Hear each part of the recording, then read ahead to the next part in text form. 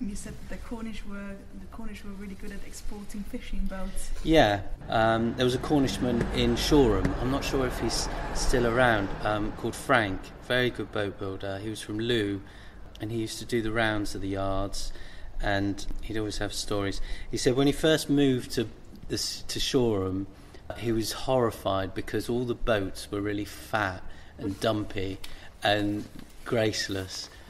And he's referring to beach boats, fishing beach boats, because they had to land on the beaches, that determined their shape.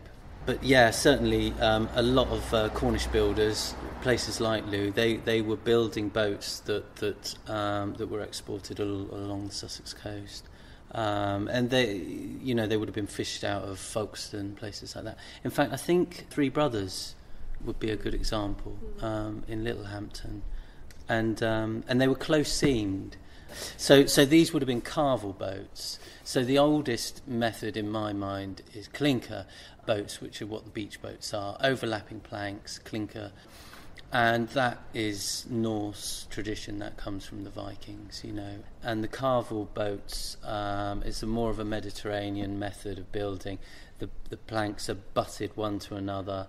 You tend to have V'd seams, which then you put cotton and putty into. But the Cornishmen, when they built their fishing boats, they used to build them close seamed, which meant that the seams were just butted together with nothing in between. And they'd be good for, 10, 15, 20 years or something. And this was something Frank was talking to me about. But then they become leaky. And because they've never been caught, you have to V all the seams out. So suddenly it becomes a real time-consuming job. You've got to V all those seams and then cork them to stop the boats leaking. Or you use a corking iron. It's called a dumb iron. And the thing Frank told me is that it's called a dumb iron because you use it to, in essence, to V the seams out, because the guy who built the boat didn't do it in the first place. So you imagine you banging one of those in all the way along the seams.